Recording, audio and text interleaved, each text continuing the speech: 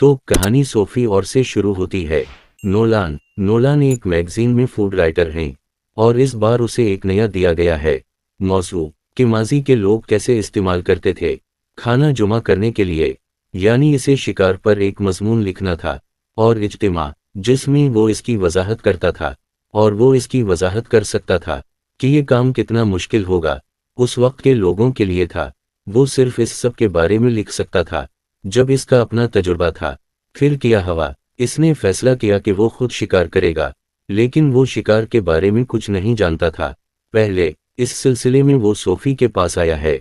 Sophie के साथ gown. Sophie के दादा एक शिकारी थे और सोफी भी शिकार में बहुत अच्छी थी, जिसकी वजह वो बताती है। लेकिन 10 साल पहले सोफी ने शिकार करना छोड़ दिया कि एक बार जब वो झुंपड़ी में गई तो उसने देखा हिरन की आंखों में इसकी मासूमियत को देखकर सोफी ने ऐसा नहीं किया, इसे मारने की हिम्मत है। इस दिन के बाद उसने कभी शिकार नहीं किया और फिर कभी नॉन वेज नहीं खाया और आज कई सालों बाद वो आई यहाँ एक बार फिर नोलान के लिए, क्योंकि नोलान इसका मंगेतर था। शिकार के लिए इसका दिल अब भी राजी नहीं है, लेकिन नोलान की मदद के लिए वो अपना बचपन कहती है। दोस्त काइल पहले नोलान को गोली मारने का तरीका सिखाता है। तीर नोलान सीख रहा था, लेकिन तीर चलाने के लिए और शिकार बहुत मश्क की जरूरत है और इसे अगली सुबह शिकार करना था। यही वजह है कि काइल उसे गोली मारने का तरीका सिखाता है। एक राइफल जिसके साथ नोलान तेजी से बनाने लगा। अच्छे नंबर। प्रैक्टिस के दौरान काइल और नोलान के पास बहुत कुछ था। बातचीत की, लेकिन काइल का मौजू सिर्फ एक था कि सोफी इसकी बचपन की दोस्त है, वो इसके लिए बहुत अहम है, वो लेती है इसकी अच्छी देखभाल वगैरह वगैरह।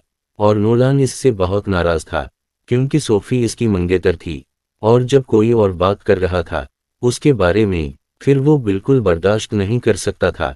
सोफी जो एक के बाद काइल से मिल रही थी तवील वक्त, वो भी नोलान को छोड़कर देने लगती है।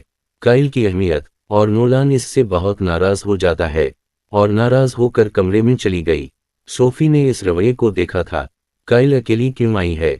जब वो उसके पीछे जाती है तो नोलान ने डांटा, इसका वो अपनी गर्लफ्रेंड को बदला सकता था, इसकी वजह से हमारा सफर बर्बाद हो रहा है। देखो नोलान, काइल यहाँ इसलिए आया है तुम में से, अगर आप इसके पास नहीं जाते हैं तो फिर क्या है इस पूरे सफर का नुक्ता। नोलान को भी अपनी गलती का एहसास हुआ, इसलिए वो बाहर जाता है और माफी मांगता है। सोफी इससे पहले कि वो कुछ और कहता, काइल भी इसके पास आई और नोलान वहां से चला गया। यहाँ काइल ने सोफी को बताया कि वो टूट गया है। ये इसके रवैये से वाज़ेह था कि वो सोफी को सब कुछ बता रहा है क्योंकि वो सोफी को पसंद करता है।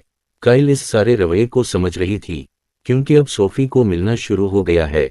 नोलान से नाराज, गोया नोलान सोफी को पसंद नहीं करता था और इसकी वजह से सोफी भी इसके बारे में सोचने लगी।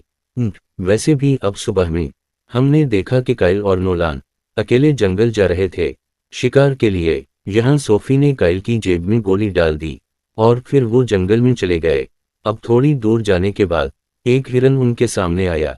काइल ने नोलान से कहा कि ये एक अच्छा मौका है। सोफी ने हिरन की तरफ बंदूक की तरफ इशारा किया, लेकिन वो उसे मार नहीं सकती थी क्योंकि वो बहुत रहम करने वाला था। लेकिन काइल जो पहले ही शिकार करना जानता था, इसने हिरन को गोली मार दी।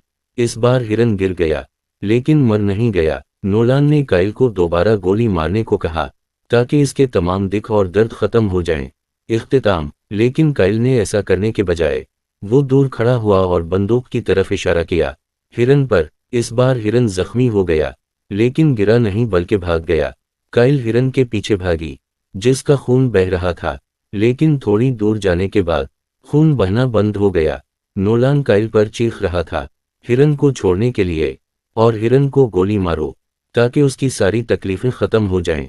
एक तरफ हिरन दौड़ रहा था और दूसरी तरफ नोलान के चीखने की वजह से कैली बहुत मायूस थी। वैसे भी अब वो नोलान के पीछे जाता है हिरन को मारने के लिए। काइल हिरन को खा रही थी। काइल इस सब का आदी था, वो अब भी यहाँ खड़ा था। नोलान को पसीना आ रहा था, वो भागना चाहता था, लेकिन काइल ने उसे सीधे खड़े होने को कहा, अगर आप मुंतकिल करने की कोशिश करते हैं तुम मर जाओगे। काइल गोली मारने की कोशिश कर रहा था, लेकिन बंदूक फंस गई थी इसकी पिछली जेब में। नोलान इसे रोक नहीं सकता था और वो जल्दी से मुड़ गया और काइल की बंदूक को आज़ाद कर दिया। काइल ने हिरन को गोली मार दी, बगैर किसी वक्त ज़ाया किए। लेकिन उस वक्त हिरन नोलान को बहुत जख्मी किया। 2 और हिरन आए, काइल ने उनमें से एक को गोली मार दी और इन्हें भागते हैं। नोलान चीख रहा था और काइल चीख रही थी।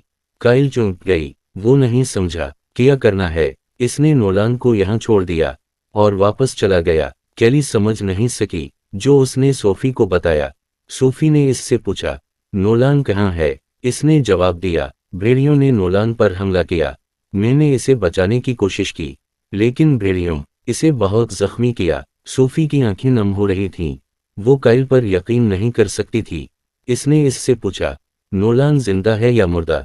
काइल ने कहा कि वो नहीं जानता।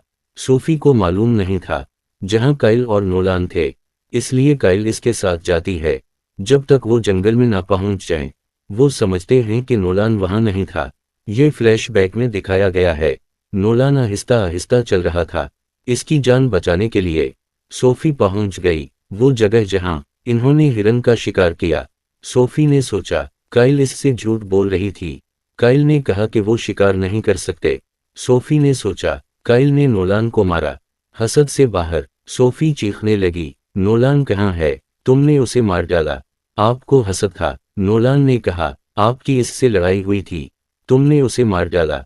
काइल ने कहा, नोलान आपके लायक नहीं है, इसे भूल जाओ। सोफी अपना गुस्सा खो बैठी। गुस्से में इसने काइल को घूंसा मारा और अकेला छोड़ दिया। नोलान को तलाश करने के लिए इसने कदमों के निशान देखे, भेड़ियों के। इसने सोचा कि ये नोलान ही होगा। इसे नोलान मिल गया। नोलान बुरी तरह जख्मी हुआ। इससे पहले कि वो नोलान की मदद कर सके, इसकी अपनी मोटरसाइकिल फंस गई। मोटरसाइकिल नोलान को मार सकती थी, लेकिन सोफी ने रुख मोड़ लिया नोलान को बचाने के लिए मोटरसाइकिल का। काइल ने एक भेड़िया देखा, फासले में भेड़िया इसे घूर रहा था। काइल ने अपनी राइफल निकाल ली अपने आप को बचाने के लिए, लेकिन वो बदकिस्मत था, इसके पास गोलियां नहीं थीं। अपने आप को बचाने के लिए इसने अपना तीर निकाला, लेकिन उससे पहले कि वो भेड़िए पर हमला कर सकता, भेड़िए ने इस पर हमला कर दिया। सोफी बेहोश थी जब इसे होश आया। एक भेड़िया इस पर हमला करने वाला था।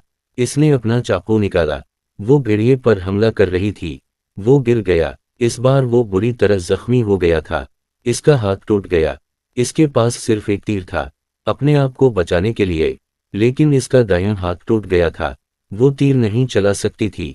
वो सोच रहा था। एक और भेड़िया इसके सामने आया। वो बहादुर था। इसने अपना हाथ सीधा किया और तीर चला दिया। भेड़िया बहुत करीब आया। उसने एक तीर उठाया और भेड़िए को वार किया। इसने खुद को बचाया। वो जंगल के किनारे पर आई जहां उसने नोलान को देखा, अपनी मदद कर रहा है। इसने उसे उठाया और इसे अपनी गाड़ी में ले गया। काइल इसके साथ आई। जब वो गाड़ी के पास पहुंचे, काइल चौंक गई क्योंकि भेड़ियों के पास था। इसे खा लिया। सोफी बहुत रोई, लेकिन वो यहाँ नहीं रह सकती थी क्योंकि भेड़ियों को खतरा था। इसने ईंधन का डब्बा ले लिया और नोलान को ले गया कार में, और ये वो जगह है जहाँ कहानी का इख्तिताम होता है।